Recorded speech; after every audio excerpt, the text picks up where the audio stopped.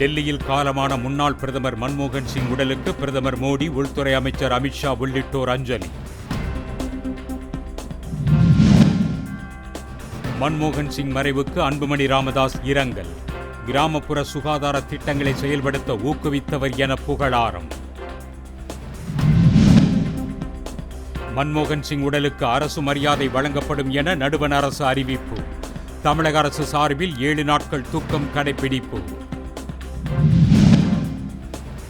கடந்த மக்களவைத் தேர்தலில் பதிவானவற்றில் 10,58,000 வாக்குகள் நிராகரிக்கப்பட்டதாக தேர்தல் ஆணையம் தகவல்.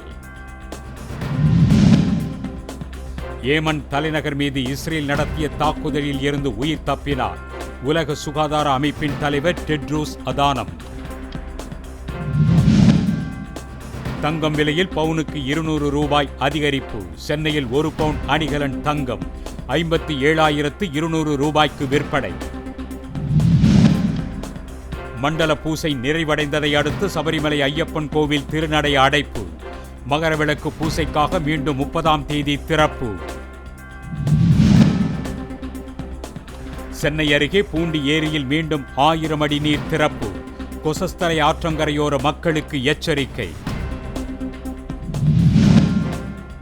பட்டா மாறுதலுக்காக 15,000 ரூபாய் கையூட்டு பெற்ற புகாரில் சென்னை ஆவடி நில அளவை பிரிவு சார் ஆய்வாளர் சுமன் கைது.